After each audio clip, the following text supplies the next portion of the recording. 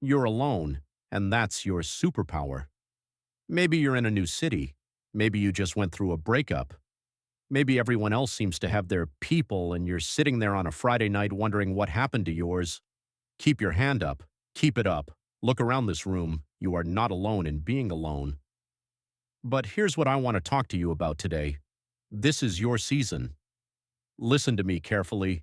You are not alone because you're broken. You are not alone because you're unlovable. You are not alone because the universe forgot about you. You're alone because right now, at this moment, life is giving you the greatest gift you could possibly receive, the chance to meet yourself. When was the last time you got to do that? When was the last time you had uninterrupted time with the most important person in your life, you? Society lied to you. They told you that being alone means you failed. They told you that if you're eating dinner by yourself, something's wrong. They told you that you need to be constantly surrounded by people to be valuable. That is garbage. You know who spent time alone? Jesus, 40 days in the desert. Buddha sat under a tree by himself. Oprah meditates alone every single day. Steve Jobs took solo walks to think.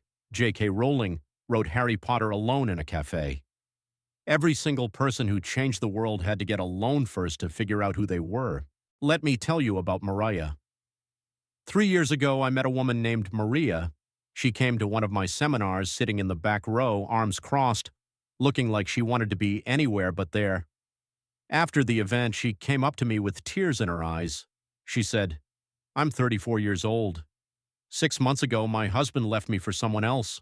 All my friends were our friends. They picked him. I moved to a new apartment where I don't know anyone. I go to work, come home, and sit in silence.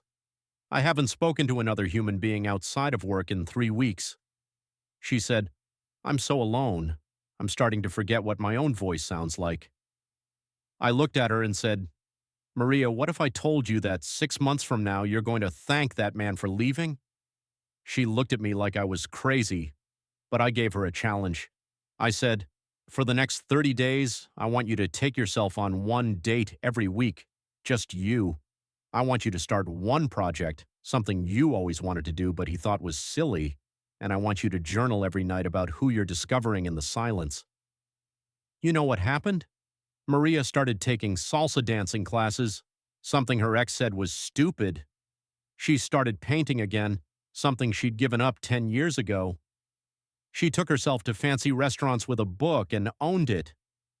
2 months later, she emails me a photo. She's at an art gallery, her art gallery opening, her first exhibition, the painting she created in her alone time. She wrote, "He didn't leave me, he freed me. I was so busy being we that I forgot how to be me. Being alone didn't break me, it revealed me." Today, Maria runs art therapy workshops for other women going through divorce. She's happier alone than she ever was in that marriage. That's what alone can do for you. The real question is, can you handle being with yourself? Because most people can't.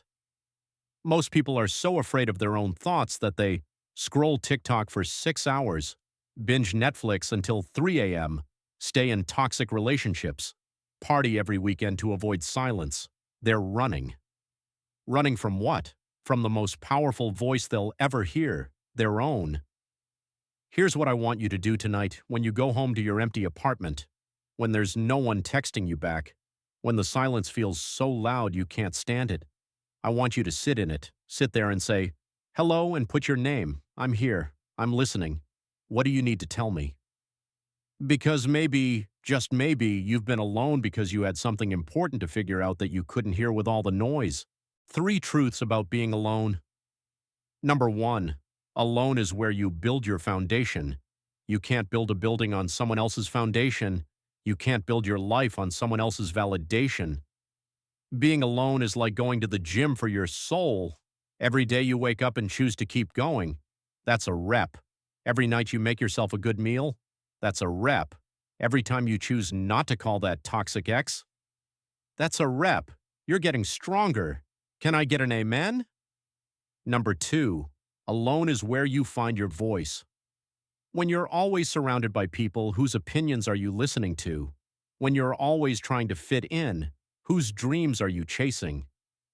Alone is where you discover what you actually like, what your dreams are, what your purpose is, who you were meant to become. The world doesn't need another copy. The world needs the original you, and you can only find that person in solitude. Number 3. Alone is temporary, but what you learn is forever. This season will not last forever, I promise you that. But what you learn about yourself right now, your strength, your resilience, your ability to be your own best friend, that's yours forever. When the people come back into your life, and they will, you won't be desperate for them. You won't be needy. You'll be whole. You'll attract better people because you became a better you. Now let me tell you about Marcus. Marcus was a 28-year-old guy, great job in tech, making 6 figures. On paper, killing it. But he came to me and said, I feel like a ghost. I'm in a city of millions, and I've never felt more invisible in my life. He'd scroll through Instagram, seeing everyone at parties, everyone with their friend groups, everyone connected. Meanwhile, he'd work 12-hour days, order Uber Eats, play video games until 2 a.m., sleep, repeat. He said, What's wrong with me? Why can't I connect like everyone else? I said, Marcus, you're not trying to connect with them. You're trying to hide from you. He got defensive.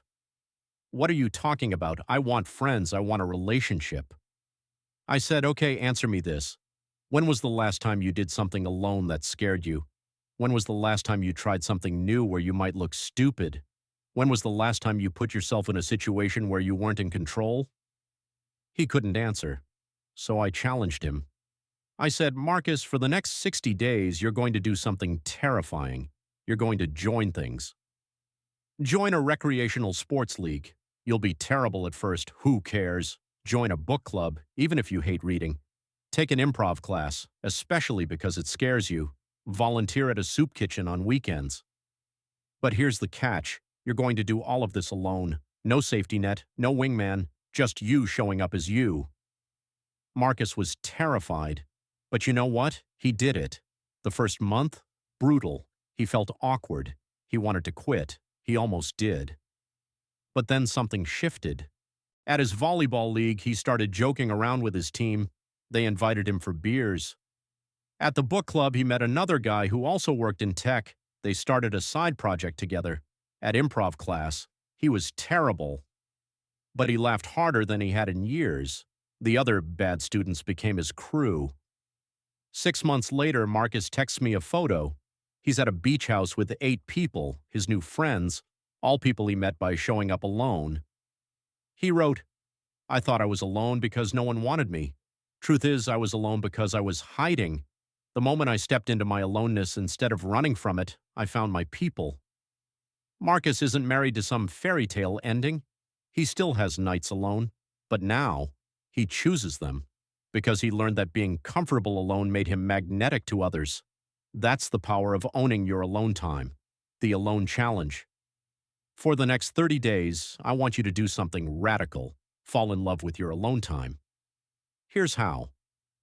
Week 1, the date week. Take yourself to a nice restaurant, alone. Go to a movie, alone. Visit a museum, alone. Own it. Smile. This is your time. Week 2, the creation week. Start that project you've been putting off. Write, paint, build, code, cook. Create something that only exists because you were alone. Week 3, the mastery week. Learn something new. Read that book. Take that online course. Level up. Week 4, the gratitude week journal every night. Today I'm grateful I was alone because watch yourself transform. Stories from the alone warriors, heartfelt. I've talked to thousands of people, and you know what the successful ones tell me? My breakthrough came when I stopped running from being alone and started using it. The woman who started her business during her divorce, that was Maria. The man who lost 100 pounds with no one watching, the student who discovered their passion in a quiet dorm room, the artist who finally found their style with no one judging, the guy who finally made real friends by showing up alone. That was Marcus. They weren't alone. They were in the workshop. They were being forged. When it gets hard, real talk, slower, and it will get hard. There will be nights when you cry, There will be moments when you feel invisible. There will be times when you wonder if anyone cares. In those moments, I need you to remember this. You are not being punished. You are being prepared. Prepared for what? For the life you've been praying for the relationship you deserve, for the success you're capable of, for the purpose you were born for. But first, you had to learn to stand alone. The truth about aloneness. You know what the deepest truth is? You came into this world alone. You will leave this world alone, and every single moment in between, your consciousness is yours alone. No one can think your thoughts. No one can dream your dreams. No one can live your life. You are fundamentally, beautifully, powerfully alone in your experience of being you. So the question isn't, how do I stop being alone? The question is, how do I become someone I love being alone with? Your assignment when you leave here today: stop apologizing for being alone.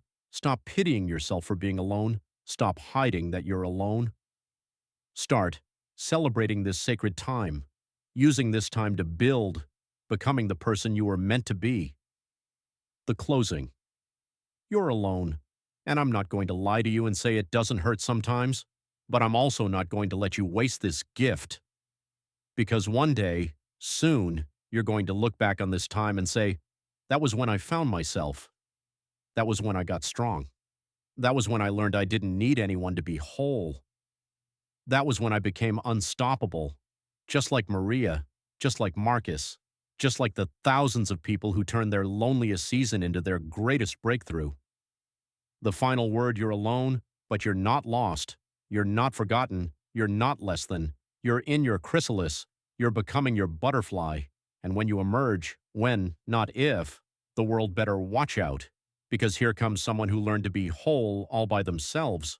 Because here comes someone who doesn't need validation. Because here comes someone who chose themselves. Here comes you. Now get out there and own your alone time. Thank you. God bless. Now go be great. Oh.